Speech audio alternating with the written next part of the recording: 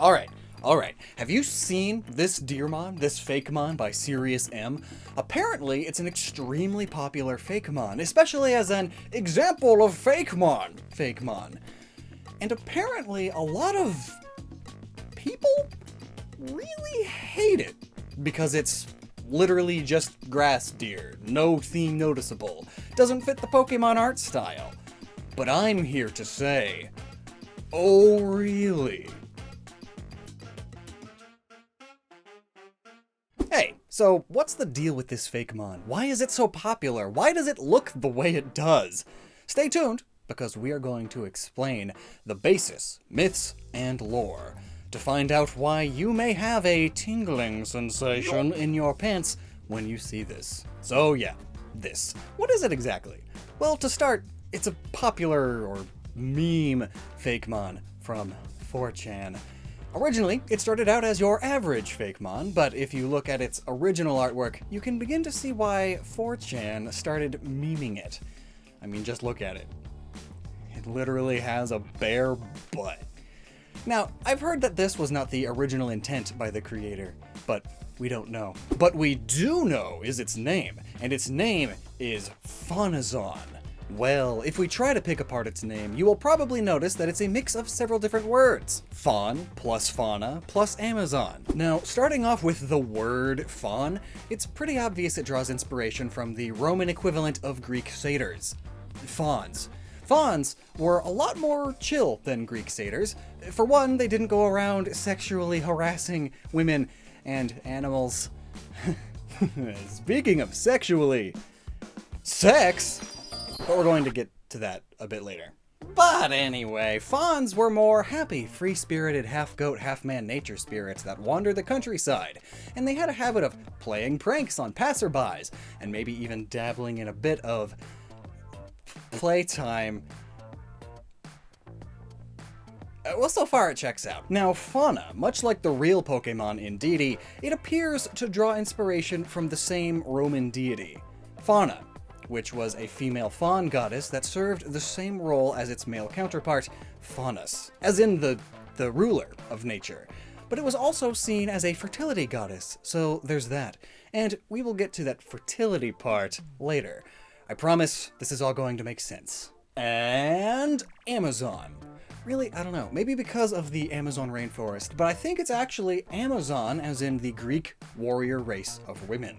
Also, did you know that the Amazon rainforest was named after the mythological Amazons because the Europeans that discovered the forest were attacked by the Tapuyas tribe, which had warrior women in its ranks. Tangent aside, it would make sense with its whole mythology is a thing inspired name. Fauns, fauna, and Amazons. I mean, it makes sense except for Amazon, but I think I can explain it again later. Now, time for what it's based on. Now, the base animal is more than likely a deer because it has hooves, and it looks more like a deer than a goat. But anyway, as for what species, the greatest indication of what species it is its tail. Its erect tail seems to point to it being a more than likely a white-tailed deer. White-tailed deer erect their tails when they are fleeing from danger to alert other deer nearby. But other than that, we can go deeper. Think, the deer inspiration actually helps explain its Amazon naming scheme a bit, because wild white-tailed deer are a matriarchal species outside of rut, meaning if you see a herd of deer in the wild, it's more than likely a group of exclusively mothers, sisters, aunts, grandmothers, etc. Much like how the Amazons from Greek myth are a group of exclusively warrior women. Also, according to its creator's DeviantArt page, Faunazon do live in groups in the woods, so again, it checks out. The more you know. You know? And side tangent, you can easily substitute the goat parts of the satyr with a deer and still get essentially the same thing. It's not that big of a stretch. Plus, a lot of fauns, and satyr, at least in modern media, are depicted with deer parts instead of goats. It's pretty fluid that way. As far as the flowers go, they seem to be generic pink flowers, but what comes to mind are fawn lilies, and the connection there is obvious. Now, remember how I said its name draws from fawn, but it could also draw from fawn, meaning a baby deer. It does look a bit immature and small, much like fairies and fays. By which, speaking of fays, let's dive into its other and probably its bigger inspirations. In fact, they probably messed around with them the most. It's actually quite a regularly occurring thing in these myths, and pretty iconic. Okay, so we get that it's based on a nymph. Now, according to the creator's pages, where the design is posted, none of it says that it likes to have sex. Mainly because it still follows some Pokemon norms, but it does state that it loves helping smaller Pokemon and lost people in the woods. Also, similar to female deer herds and the Amazons and nymphs, lived in groups, in the forest. It all comes! But why would a deer become a nymph? Why would a deer Pokemon want to resemble a woman? What's the connection? And here is where you have to dig a bit more to find your answer. If you dig a bit deeper, you'll find there's a big connection to deer and nymphs. Various European myths, but none so bigger than in Greek myth, with the hunter goddess Artemis. One of the most iconic symbols for the hunter goddess is the stag/deer, because that's what she mainly hunted. She even traveled with a herd of deer in most myths. But did you know that her entire herd of deer actually just nymphs disguised as deer? Yep! The leader of Artemis's deer herd is actually a nature nymph named Taijit, also named Mistress of the Animals. She would transform into a doe with golden antlers, and her band of nymphs travel alongside Artemis to mainly get access to males, but also to care for the local deer in the forest where Artemis hunted in. That's not even it. Deer were considered the personification of femininity in many cultures around the world. For example, there were deer women in Native American myth. Deer women were nature and fertility spirits. They disguised themselves as deer to lure hunters/men near before pouncing. And that's not even it. In ye olde Celtic myth, the deer there were literally considered the personification of femininity. Called Elid in Gaelic, the female deer of the area symbolized femininity, gentleness, and grace.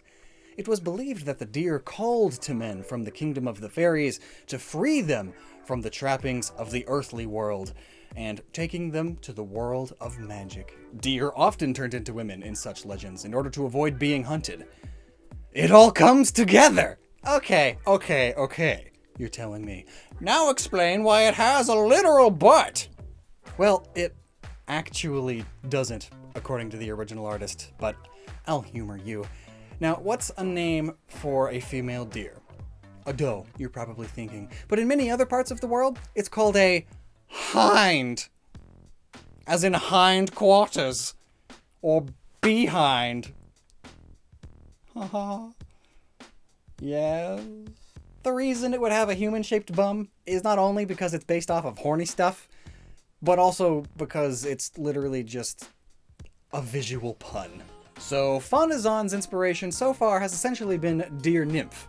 And the Taijit inspiration makes it make sense. It explains its sexualized frame. But what about the grass cuffs, the leafy cloak, the grassy vest with a belly window? Well, again, according to the creator, the leafy cloak can be used for offensively and defensively.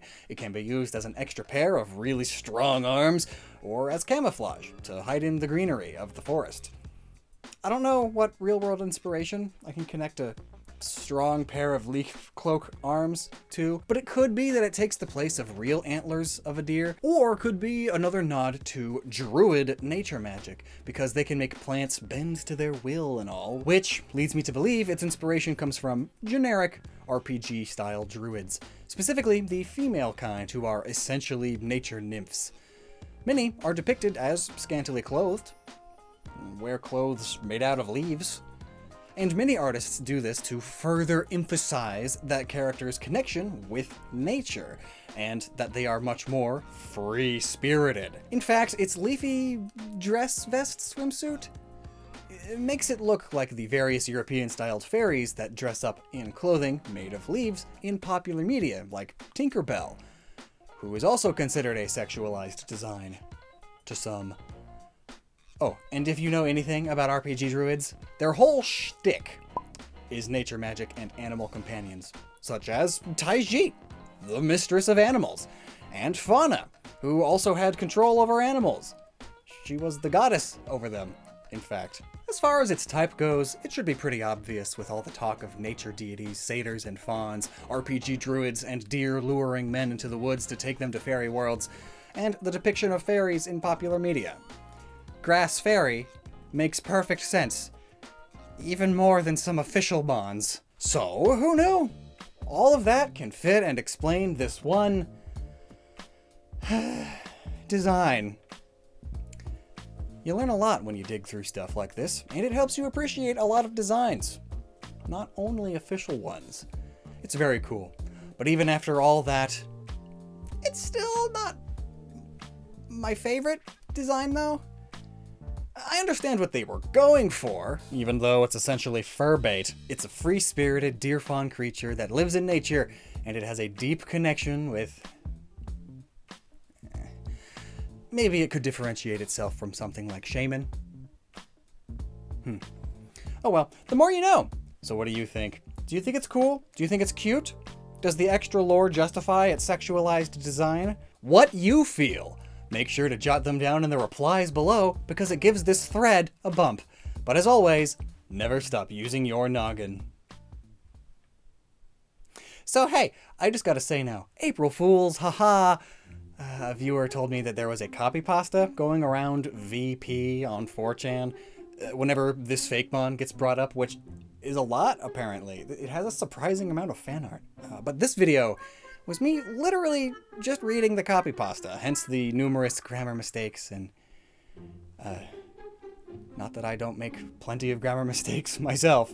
But yeah, so special thanks to today's writer, Anon. But like, look at this. Whoever wrote this also took screenshots of my past videos and put their own images over it so it looks like I'm talking about it. But like, dang, what? I guess I just officiated some fan fiction. Well, that was fun, I guess. Probably won't do this again. But until next time, never stop using your noggin, and happy April 1st. I'm quitting YouTube.